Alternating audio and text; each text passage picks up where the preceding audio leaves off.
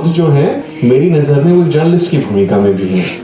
हम उनको एक जर्नलिस्ट की तरह भी देख सकते हैं कि वो अपने आसपास अपनी जो भी उस समय की खराब चीज़ें थी उस पर सवाल उठा रहे थे कि तुम कहते हो कि सारे इंसान जो है उसमें बराबर नहीं होते, उसमें कुछ ज़्यादा अच्छे होते हैं, कुछ बुरे लोग होते हैं, तो तथागत बुद्ध पूछ रहे हैं क्यों ऐसा कैसे हो गया? प्रकृति ने सबको समान बनाया है, एक जो पक्षी है, एक जो जीव है वो भी बराबर हक रखता है जीने का, आप उसको क्यों मार रहे हो?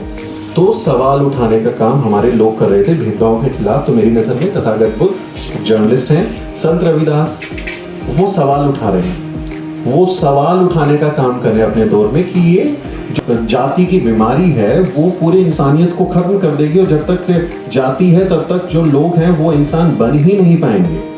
मानुषता को खात है रैदास जात का रोग। ये हमारे सवाल उठाने का काम हमारे संत रविदास महाराज कर रहे हैं।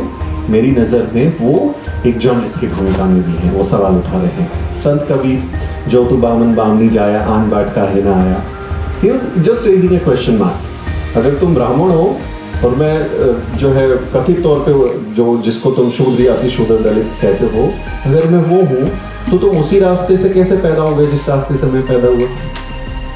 रेजिंग ए क्वेश्चन मार्क, सिर्फ सवाल उठा रहे। मेरी नज़र में संत कबीर भी एक जो है पत्रकार की भूमिका में है।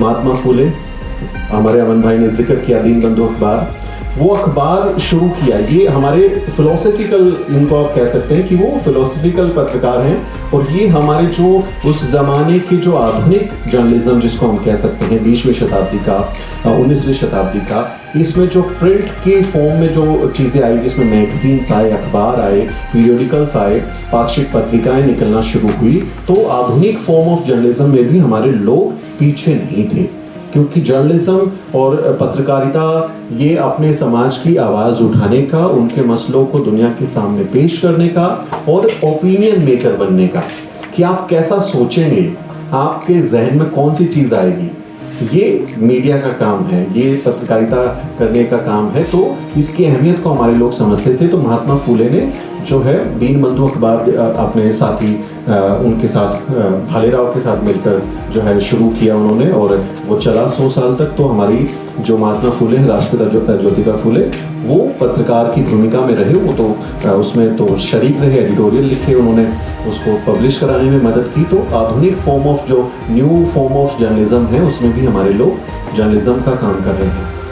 वो इकोनॉमिस्ट थे, फेमिनिस्ट थे, उन्होंने इन्वायरमेंट पे भी काफ़ी काम किया, एक लॉयर बहुत शानदार थे, बट उनकी ज़िंदगी के 36 साल जो हैं उन्होंने पत्रकारिता दी थी। 31 जनवरी 1920 को मूक नायक किया, फिर जो है बहिष्कृत भारत, जनता, समता, और आखिरी साल में अपने 1956 में अपने परिनिर्वाण से कुछ महीने पहले ही जो है वो प्रबुद्ध भारत नाम से अपना अखबार शुरू करते हैं। तो बाबा साहेब ने अपने मीडिया का इस्तेमाल हमारे समाज की आवाज़ उठाने के लिए बहुत बेहतरी से किया, और वो हमेशा ये कहते थे कि चूँकि भारत का जो मीडिया है वो जातिवादी है, और वो सिर्फ एक वर्ग की ही बात करता है, उन्हीं के हित साधने की बात करता है, और हमें अपने मीडिया की ज़रूरत है।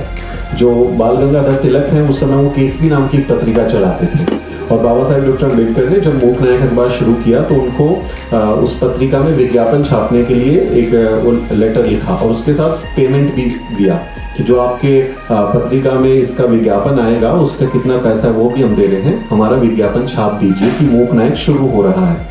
और केसरी ने जो बाल गंगाधर तिलक का पत्रिका थी उन्होंने बाबा साहेब का वो वापस लौटा दिया, वो नहीं छापा।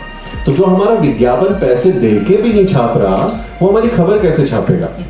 ये बाबा साहब समझ चुके थे, और इसलिए उन्होंने अपनी ज़िंदगी में मीडिया की बहुत अच्छे तरीके से जो है उसका इस्तेमाल किया, और आंदोलन को उन्होंने मजबूत किया। एंटी कास्ट मूवमेंट में बहुत शानदार उनका जो है योगदान रहा है। इसके अलावा आप देखेंगे कि पेरियार साहब ने जो है अपनी ज़िंदगी में बहुत सारे अखबार, मतलब 1 डज़न के आसपास उनके अखबार हैं। खुदिया रासू उन्होंने शुरू किया, वो कभी जेल चले जाते थे एडिटोरियल लिखने की वजह से, और जेल से छूट के आते थे फिर लिख देते थे।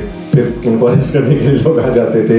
उनके बल्कि संपत्तियां भी उनकी बिक गई हैं, कई बार उनको अपनी प्रॉपर्टी सेल करनी पड़ी अपने अखबार को बचाने के लिए, मैगजीन को बचाने के लिए। तो बहुत शानदार उनका काम जो जर्नलिज्म के क्षेत्र में वो है। तो हमें अपनी लेगेसी ऑफ जर्नलिज्म को भी याद करना चाहिए। मान्यवर कांशीराम साहिब, हमारे अमन भाई जो है वैसे मेरा सारा कंटेंट बता चुके हैं बट मान्यवर कांशीराम साहिब उन्होंने नोएडा में ज़मीन खरीदी कि हम अपना टीवी चैनल खोलेंगे, अपने अखबार खोलेंगे। कितना शानदार उनका विजन रहा। और वो नहीं शुरू हुआ, लेकिन उन्होंने बहुजन संगठक ऑब्रेस्ट इंडियन नाम से अपनी पत्रिकाएं निकाली और उनकी जो कलेक्शन है उसमें आप देखेंगे उनके एडिटोरियल छपे हुए हैं सारे के सारे।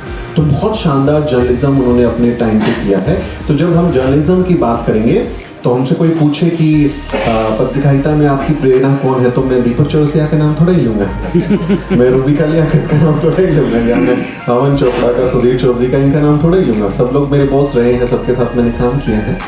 लेकिन मेरी लेगेसी ऑफ जर्नलिज्म ये मेरे महापुरुषों के, महिलाओं से जाती है।